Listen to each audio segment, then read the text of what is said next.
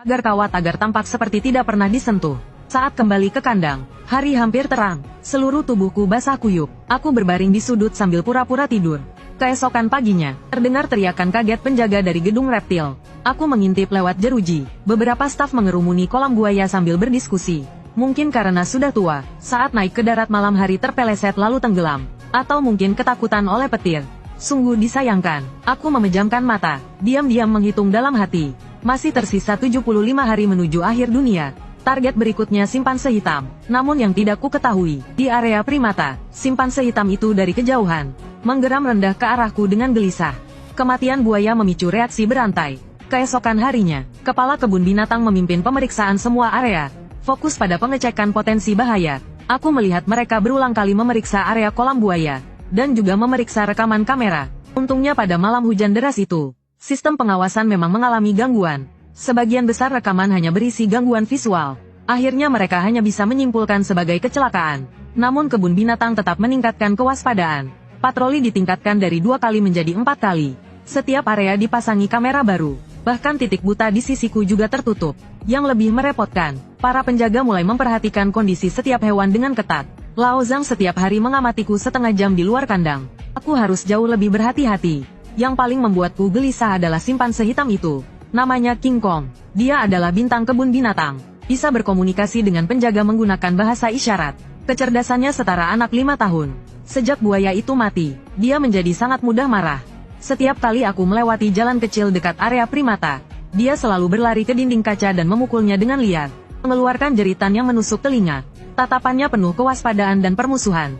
Dia merasakannya. Naluri binatang memberitahunya bahwa aku adalah bahaya. Ini sangat berbahaya. Jika dia terus membuat keributan seperti ini, cepat atau lambat akan menarik perhatian. Aku harus membuat semua orang percaya bahwa aku hanya seekor harimau biasa. Tidak berbahaya bagi manusia, sama sekali tidak mengancam. Maka aku mulai berakting. Aku menolak makan. Seharian hanya berbaring di sudut tanpa bergerak. Lao Zhang menjadi panik. Segera memanggil dokter hewan. Dokter hewan melakukan pemeriksaan menyeluruh padaku.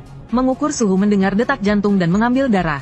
Sibuk seharian penuh. Semua indikator normal. Mungkin masalah emosional. Harimau juga bisa depresi. Akhir-akhir ini cuaca buruk. Pencahayaan kurang. Disarankan menambah waktu aktivitasnya. Aku bekerja sama dengan berpura-pura lemah. Bahkan berdiri pun sempoyongan. Lao Zhang merasa sangat kasihan. Dia khusus menyiapkan daging sapi terbaik untukku. Bahkan meletakkan mainan baru di kandang. Aku makan beberapa suap sebagai simbol saja. Lalu terus berpura-pura sakit. Cara ini sangat efektif. Seminggu kemudian, semua orang mengira aku hanya mengalami penurunan suasana hati musiman. Bahkan kepala kebun binatang tidak lagi memperhatikanku. Petugas ruang kontrol melihat gambarku, hanya melirik sekilas, lalu berpindah ke layar lain. Namun hanya aku sendiri yang tahu. Setiap kali larut malam, apa yang sedang kulakukan? Pukul 3 dini hari, petugas patroli baru saja lewat. Aku pun terbangun dari tidur pura-pura. Aku berjalan ke sudut kandang.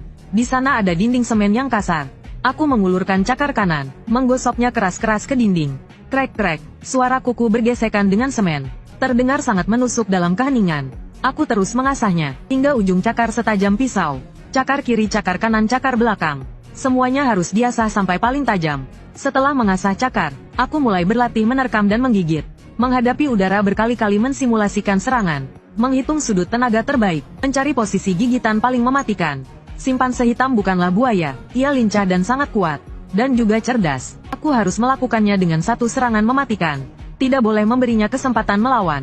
Siang hari berpura-pura sakit. Malam hari berlatih, aku memaksa diriku sampai batas akhir. Masih tersisa 60 hari menuju akhir dunia. Sore hari itu, seperti biasa aku berbaring di kandang berpura-pura tidur. Tiba-tiba terdengar keributan dari area primata. Itu King Kong yang mengamuk. Dia menghancurkan dekorasi di dinding kaca, merobek mainan ban hingga menjadi potongan-potongan. Bahkan menyerang penjaga yang mencoba menenangkannya. Akhir-akhir ini dia semakin mudah marah. Apa dia juga sakit? Lebih baik diisolasi dan dia mati dulu. Jangan biarkan pengunjung mendekat. Aku mengintip lewat jeruji, tepat bertemu dengan tatapan King Kong.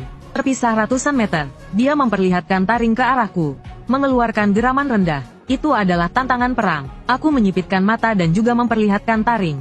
Ayo, aku menunggumu, tapi bukan sekarang. Harus menunggu saat aku benar-benar siap. Malam pun tiba, aku terus mengasah cakar. Dinding semen sudah dipenuhi bekas cakaran dalam. Ujung cakarku memantulkan cahaya dingin di bawah sinar bulan. Pada saat itu, tiba-tiba terdengar pengumuman darurat dari pengeras suara. Perhatian semua bagian badan meteorologi mengeluarkan peringatan.